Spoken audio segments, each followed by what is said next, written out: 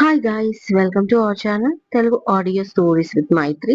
నా ఛానల్ని ఎవరైనా ఫస్ట్ టైం చూస్తున్నట్టయితే తప్పకుండా లైక్ చేయండి, షేర్ చేయండి అండ్ సబ్స్క్రైబ్ చేసుకోండి.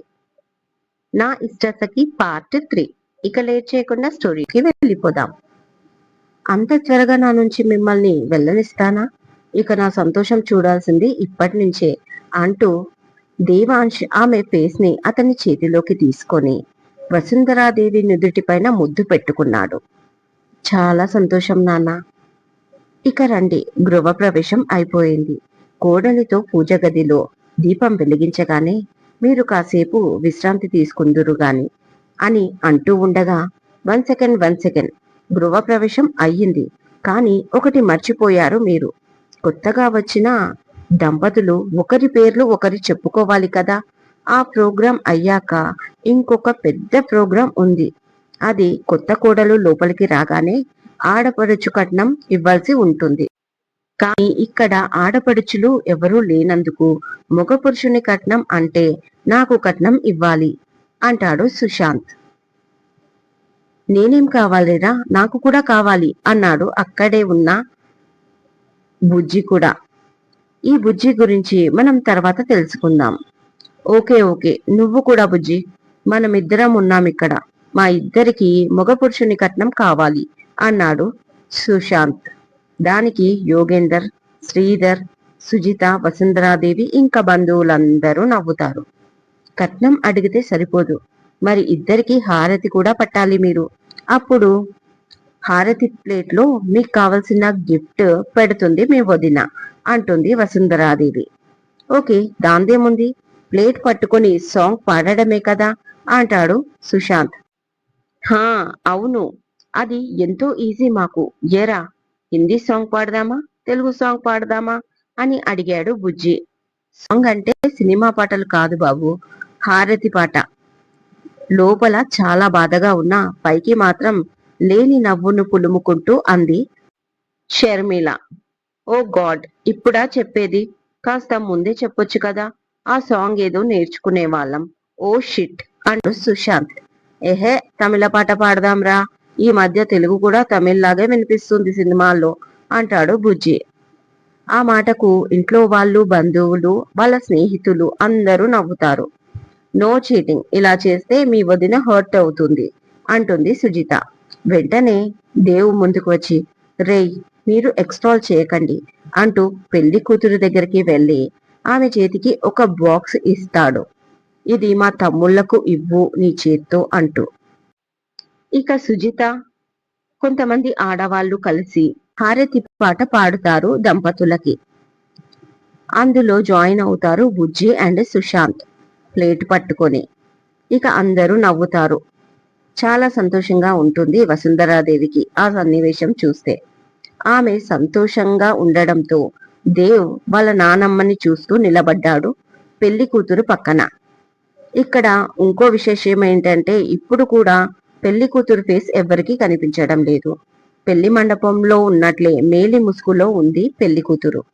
ఇక హారతి కంప్లీట్ అవ్వడంతో దేవ్ ఇచ్చిన ఆ బాక్స్ హారతి పళ్ళంలో పెడుతుంది పెళ్లి కూతురు. ఆసక్తిగా ఓపెన్ చేసిన సుశాంత్ కి అందులో 2 కీస్ కనిపిస్తాయి. అది చూసిన సుశాంత్, వావ్, మగ పురుషుల లాంఛనం, ఇద్దరికి కార్స్ అన్నమాట, గ్యారంటీగా ఇవి ఇంపార్టెంట్ అయి ఉంటాయి అంటూ అందరికీ అనౌన్స్ చేశాడు చేతి పైకి ఎత్తి అందరికీ కీస్ చూపిస్తూ సుశాంత్. తన ఫ్రెండ్స్ అందరూ ఓ, ఇక మాకు పార్టీ కావాలి అని అరుస్తారు. వెంటనే డన్ అంటాడు సుశాంత్ అండ్ బుజ్జి కూడా. ఇక మీరు చేసిన అల్లరి చాలు, మీకు కావాల్సింది దొరికింది కదా, ఇక వాళ్ళిద్దరిని డిస్టర్బ్ చెయ్యకండి అని సుజిత, నువ్వు కొత్త కోడల్ని పూజ గదిలోకి తీసుకెళ్ళు, తను దీపం వెలిగిస్తుంది అంటుంది వసుంధరాదేవి.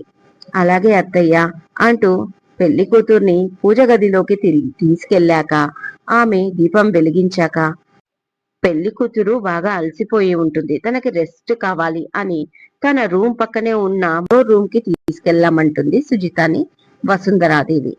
ఎప్పుడో తెల్లవారుజామున స్టార్ట్ అయిన పెళ్లి తంతు కంప్లీట్ అయ్యేసరికి ఈవినింగ్ 4 అవుతుంది. మరి కాని అంతలోనే పెళ్లి కూతురు వెళ్లకుండా అడ్డుగా నిలబడిన దేవ్ పెళ్లి కూతురు చెయ్యి పట్టుకొని, ప్లీజ్ నాని, ఇక మమ్మల్ని డిస్టర్బ్ చేయకండి, రేపు మార్నింగ్ మిమ్మల్ని మీట్ అవుతాం అన్నాడు. అదేంటి నాన్న, పెళ్ళైతే జరిగింది కాని ఇప్పటి వరకు కోడలి ముఖం మాలో ఎవ్వరూ చూడలేదు, అంతలా సస్పెన్స్ పెట్టేశావు నువ్వు. అయినా మేము హ్యాపీనే, నీ సంతోషమే మా సంతోషం కదా. ఇంకొక విషయం ఏంటంటే, ఒక్కసారి మంగళసూత్ర ధారణ జరిగాక మన సాంప్రదాయం ప్రకారం నువ్వు అమ్మాయి ఫేస్ ని రేపు మార్నింగ్ మాత్రమే చూడాలి, అది కూడా ఒక పద్ధతి ప్రకారంలో. టుమారో ఎర్లీ మార్నింగ్ సత్యనారాయణ స్వామి వ్రతం జరిపించాలి, ఆ పూజ పైన మీరే కూర్చోవాలి, అది అయ్యాక నీ భార్య నీ రూమ్ కి వస్తుంది, అప్పటి వరకు మీరు దూరంగానే ఉండాలి నాన్న అంటుంది వసుంధరాదేవి బతిమాలింపు ధోరణిలో. ప్లీజ్ నాని, 3 డేస్ నుంచి చాలా పద్ధతులు ఫాలో అయ్యాను, ఇక నా వల్ల కాదు. ఇప్పటి వరకు మీ మాట నేను విన్నాను కదా, పైన నేను చెప్పేది మాత్రమే మీరు వినాలి. తను నా రూమ్ లో ఉన్నా ఇక్కడ ఉన్నా మేము ఎలాగో దూరంగానే ఉంటాం, దాని గురించి మీరు కంగారు పడకండి అనగానే అందరూ సైలెంట్ అయిపోతారు. ఇక వెంటనే ఎవరి పర్మిషన్ తీసుకోకుండా చాలా చొరవగా పెళ్లి కూతురు చెయ్యి పట్టుకొని పైకి తీసుకుపోతాడు. కాదు కాదు, లాక్కుపోతాడు దేవాంశ్. అక్కడ ఉన్న వాళ్ళందరికీ ఎవ్వరికీ సరిగ్గా అర్థం కాలేదు. కానీ వసుంధరాదేవి సుజితాలకు దేవ్ ఇక వినడని తెలుసు కాబట్టి వాళ్లకు పెద్దగా ఆశ్చర్యం అనిపించలేదు. కానీ శ్రీధర్ యోగేంద్రలకు పైన ఏం జరగబోతుందో అర్థమైంది. జరిగిన విషయం ఏంటో ఇంట్లో వాళ్ళకి తెలియదు, వాళ్ళు చెప్పలు కూడా. దానితో పాటు ఇప్పుడు వాళ్ళు భార్యాభర్తలు, ఇక వాళ్ళ విషయంలో వీళ్ళే కాదు ఎవ్వరూ కలగజేసుకోలేరు, జరగబోతున్న దాన్ని ఆపలేరు అని ఒక నిట్టూర్పు విడిచారు ఇద్దరు ముఖాలు చూసుకుంటూ. రూమ్ లోకి అడుగు పెట్టాడు ఒక చేత్తో పెళ్లి కూతురు చెయ్యి గట్టిగా పట్టుకొని దేవ్. రూమ్ అంతా అందమైన పూలతో చుట్టూ రకరకాల స్టాండ్స్ వేసి క్యాండిళ్లతో చాలా అందంగా అలంకరించబడి మధ్యలో ఒక పెద్ద మంచం, దానిపైన కూడా రకరకాల పూలు, ఇంకా సన్నజాజి పూలతో దోమ తెరలా కట్టారు. వాళ్ళు వెళ్ళడానికి వీలుగా ఒక సైడు ఓపెన్ చేసి ఇంకా అగరత్తుల ధూపం ఆ రూమ్ మొత్తం వ్యాపించి మనసుకి ఎంతో ప్రశాంతత కలిగిస్తుంది ఎవరికైనా. కానీ అవన్నీ దేవ్ మనసుకి తాకడం లేదు. అతని మనసు మొత్తం బాధతో మసిలిపోతుంది. నమ్మిన చోట దగా పడిపోయాడు కదా. ఎన్నో గంటలుగా లోపల దాచుకుని దహించిన కోపాగ్నిని ఒక్కసారిగా లావా పైకి చిమ్మి బయటపడింది అతని కళ్ళ నుంచి. ఇక ఆ కోపానికి అడ్డుకట్ట వేయలేకపోయాడు. అప్పటి వరకు ఉన్న అసహనం కాస్త బయటికి వదిలి లోపలికి వచ్చిన అతను ఉద్రేకుడైపోయి తన లెఫ్ట్ హ్యాండ్లో పట్టుకున్న పెళ్లి కూతురి చేతిని ముందుకు లాగి ఒకే ఒక తోపు తోశాడు. ఆ అమ్మాయి ఎంత వేగంగా వెళ్లి బెడ్ పై పడింది అంటే ఆమె వేసుకున్న డ్రెస్ వీచిన గాలికి ఆ గదిలో చుట్టూ ఉన్న క్యాండిల్స్ అన్ని ఒక్కసారిగా ఆరిపోయి రూమ్ కాస్త మసక చీకటిగా అలుముకుంది. ఆ చీకటి దేవ్ని వెక్కిరించినట్టుగా అనిపించడంతో ఇంకాస్త కోపానికి గురి అయ్యాడు. కారణం ఆమె ముఖం కూడా కనిపించడం లేదు. చుట్టూ ఉన్న వస్తువులు కూడా మసకగా కనిపిస్తున్నాయి, కానీ క్లియర్ గా కనిపించడం లేదు. తన దగ్గరికి వెళ్లాలంటే దారి కూడా సరిగా కనిపించడం లేదు.